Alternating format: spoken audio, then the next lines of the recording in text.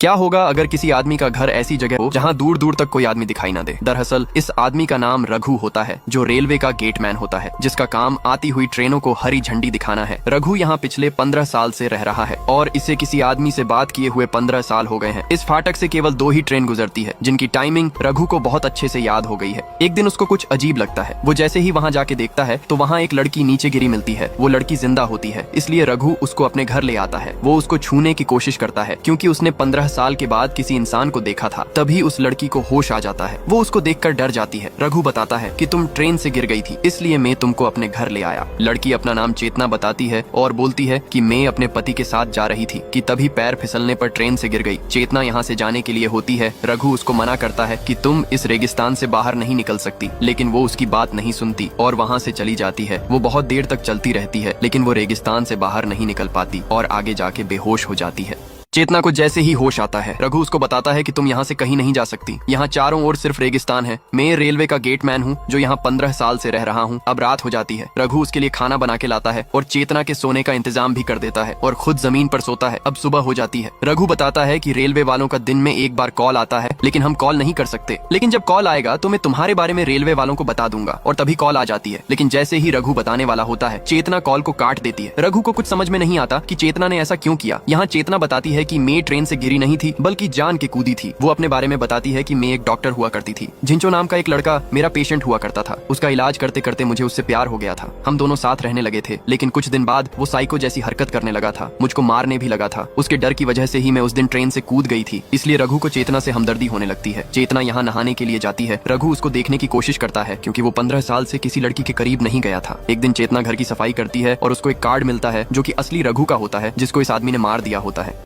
चेतना यहाँ नहाने के लिए जाती है। जैसे ही रघु की नजर उस पर पड़ती है, उसको कुछ होने लगता है, क्योंकि 15 साल से रघु ने किसी लड़की को ऐसे नहीं देखा था। वो सिर्फ यहाँ रहकर ट्रेन को हरी झंडी दिखाता है। अब रघु चुपके से उसको देखने की कोशिश करता है और अपने कपड़े पहनने के लिए उसको देता है। अब चेतना नहाकर आ जाती है और उसकी फैमिली के बारे में पूछती है, लेकिन रघु बताता है कि मेरी कोई फैमिली नहीं है। चेतना उसको अपने जख्म दिखाती है जो उसके पति ने उसको दिए होते हैं और रोने लगती है। रघु बोलता है, तुम यहाँ रह सकती हो, तुम्हारा पति यहाँ कभी नहीं आ सकता। और वो उसके कंधे पर अपना सर रख देती है। तभी वहाँ कॉल आता है और रघु ट्रेन को सिग्नल देने के लिए चला जाता है। यह चेतना घर की सफाई करने लगती है और उसको पेपर की कटिंग मिलती है, जिसमें 4 आदमियों के मर्डर की खबर होती है और एक आई कार्ड मिलता है जो असली रघु का होता है। ये देखकर वो बहुत डर जाती है और समझ जाती है कि वो जिसके साथ रह रही है वो रघु नहीं, बल्कि एक खूनी है। इसलिए चेतना रघु के आने से पहले ये सभी चीजें बक्से में रखने लगती है। जब रघु आता है तो वो उसको काम करते हुए देखता है और पूछता है, तुम इतना डर क्यों रही हो? तभी उसकी नजर उस आई कार्ड पर पड़ जाती है और वो सब कुछ समझ जाता है आगे अब क्या होगा। यहाँ चेतना को एक आई कार्ड मिलता है जो कि असली रघु का होता है। चेतना अब समझ जाती है कि वो जिसके साथ रह रही है वो रघु नहीं, बल्कि उसका खूनी है। जैसे ही रघु वहाँ आता है, चेतना उससे नॉर्मल बिहेव करती है, लेकिन जब उसकी नजर उस आई कार्ड पर पड़ती है तो वो समझ जाता है और जैसे ही चेतना को देखता है तो वो अपने आप को बचाने की कोशिश करती है। इसलिए वो उसको सच्चाई बताता है कि 15 साल पहले वो एक लड़की से मिला जिससे उसकी शादी हो जाती है और कुछ टाइम बाद हमारे 2 बच्चे भी हो जाते हैं। एक दिन डॉक्टर ने मुझको बताया कि मैं तो कभी बाप बन ही नहीं सकता था। ये सुनते ही मुझको कुछ समझ नहीं आ रहा था। जब मैं घर आके देखता हूँ तो मेरी बीवी और पड़ोसी दोनों साथ में मजे कर रहे थे। ये सब मुझसे देखा नहीं गया और मैंने उन दोनों को खत्म कर दिया और वहाँ से भागते भागते बहुत दूर निकल आया। यहाँ मुझको रघु काका मिले, जिन्होंने मुझको रहने के लिए घर दिया। चेतना पूछती है, फिर तुमने रघु को क्यों मारा? वो बताता है कि रघु काका को मैंने नहीं मारा, बल्कि उनकी जान बीमारी के कारण गई थी और मैंने उनको इसी रेगिस्तान में दफना दिया और तब से मैं ही रघु बन के यहाँ रह रहा हूँ। इतना सुन के चेतना उससे हमदर्दी दिखाने लगती है और वे एक दूसरे का सहारा बनते हैं। अगले दिन एक तीसरे आदमी की एंट्री होती है। आगे अब क्या होगा?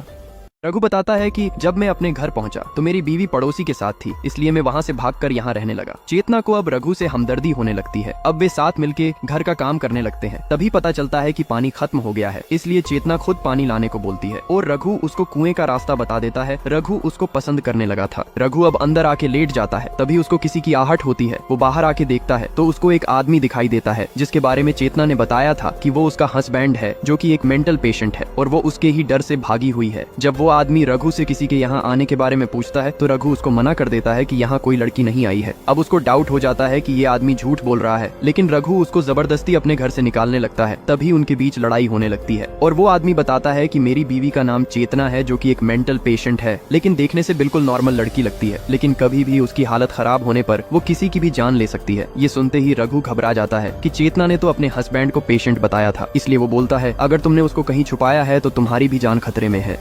रघु ये बोल के कि तुम्हारी बीवी चेतना यहाँ नहीं है घर के अंदर आ जाता है। तभी वो आदमी भी अंदर आ जाता है और उसकी नजर चेतना के कपड़ों पर जाती है और वो समझ जाता है कि चेतना यहीं पर है, इसलिए रघु को मारते मारते उसका सुअर बना देता है। तभी रघु के हाथ में रोड आ जाती और वो उसकी रोड मार देता है और वो आदमी शिखा नाम चिल्लाता है। रघु पूछता है उसका नाम तो चेतना है, वो बताता है उसका नाम शिखा है, वो एक मेंटल पेशेंट है, वो तुझको भी मार देगी। अब रघु को उस पर थोड़ा विश्वास होने लगता है। यहाँ चेतना कुएं से पानी भरने आई थी, तभी यहाँ रघु आ जाता है और वो जैसे ही उसका नाम शिखा लेता है उसको बहुत बड़ा शौक लगता है और वो बोलती है कि वो आदमी यहाँ आ गया है ना। रघु पूछता है तुमने मुझसे झूठ क्यों बोला? वो बताती कि मैंने झूठ नहीं बोला, शिखा उस आदमी की पहली बीवी थी जिसको उसने मार दिया है क्योंकि वो आदमी पागल है। लेकिन रघु को उस पर विश्वास नहीं होता। रघु बोलता है मुझको समझ नहीं आता कि तुम दोनों में सच कौन बोल रहा है। और चेतना उस आदमी के सामने आ जाती है। वो आदमी बोलता तुमने मेरे साथ ऐसा क्यों किया, चलो हम दोनों वापस चलते हैं। और वो उसको लेके जाने लगता है। तभी वो आदमी रघु को थोड़े पैसे देने आता है। तभी चेतना पीछे से उसके वो रोड मार देती है। यहाँ चेतना का पति वापस आता है और रघु को कुछ पैसे देता है कि तुमने चेतना का इतने दिन ध्यान रखा। लेकिन तभी चेतना उसके पीछे से लोहे की रोड मार देती है और खुद रोने भी लगती है। लेकिन रघु बोलता है तुमने बिल्कुल सही किया, इसके अलावा हम कुछ कर भी नहीं सकते थे। अगर तुम इसको नहीं मारती तो मैं इसको मार देता। लेकिन तभी चेतना बोलती है कि तुम कुछ मत बोलो, तुम तो इस पागल की बातों में आकर मुझको इसके साथ भेज रहे थे। मैं तुमको बोलती थी कि ये एक मेंटल पेशेंट है जो मुझको बहुत मारा भी करता था, फिर भी तुम मुझे इसके साथ मरने के लिए भेज रहे थे। तभी वो आदमी वापस उठने लगता है और वे दोनों उसको देखकर डर जाते हैं। लेकिन तभी रघु उसको लोहे की रोड से मारने लगता है और उसका काम खत्म कर देता है। चेतना रघु को ऐसे देखकर डर जाती है। तभी रघु बोलता है कि हमको इसे यहीं पर गाड़ना होगा। इसलिए चेतना उस आदमी को गाड़ने का इंतजाम करने चली जाती है और रघु उसके पास बैठा ही था कि तेज हवा से उसके पैसे उड़ने लगते हैं। तभी रघु उसका पर्स उठाकर उसके अंदर जितने पैसे होते हैं सबको निकालकर अपनी जेब में रखने लगता है। तभी रघु को एक पर्चा मिलता है जिस पर डॉक्टर राठौड़ लिखा होता है और शिखा उसकी पेशेंट होती है। वो अब समझ गया था कि पागल ये आदमी नहीं बल्कि वो चेतना ही थी। रघु जैसे ही पीछे देखता है चेतना पीछे ही खड़ी होती है। रघु की जब नजर बाथरूम की ओर पड़ती है तो वह देखता है कि चेतना नहाने के लिए अपने कपड़े निकाल रही है। रघु अपनी नजर नीचे करने की कोशिश करता है लेकिन उसको कुछ होने लगता है। वो अपने इमोशन कंट्रोल नहीं कर पा रहा था क्योंकि 10 साल के बाद उसने किसी लड़की को ऐसे देखा था। वो अपनी नजर चेतना से हटा नहीं पा रहा था। रघु अब चेतना के पास ही आ जाता है और पास से चेतना को देखने का ट्राई करता है। अब चेतना उसको साफ दिखाई दे रही थी। तभी वहाँ एक गधा आ जाता है और रघु उससे डिस्टर्ब होने लगता है। तभी चेतना को पता चल जाता है और वो बदन पूछने के लिए एक टॉवेल मांगती है और रघु बहुत अच्छे से उसको पकड़ा देता है। तभी चेतना उससे अपने लिए कुछ पहनने के लिए मांगती है। यहाँ रघु बक्से से अपने कपड़े निकालता है जिनमें से कुछ में बदबू भी आ रही होती है और उनमें से एक जोड़ा चेतना को पकड़ा देता है। रघु खुद भी नए कपड़े पहनता है। तभी चेतना भी आ जाती है। चेतना पूछती है तुम यहाँ करते क्या हो? वो बताता है मैं सुबह 5 बजे उठ जाता हूँ और जब ट्रेन आने को होती है तो उसको हरी झंडी दिखाता हूँ और ऐसा करते हुए मुझको यहाँ 10 साल हो गए हैं। रघु उसको एक दवाई दिखाता है अपनी चोट पर लगाने के लिए। वो जैसे ही कपड़ा हटाती है रघु को उसको देखकर फिर से कुछ होने लगता है। आगे अब क्या होगा देखते हैं अगले पार्ट।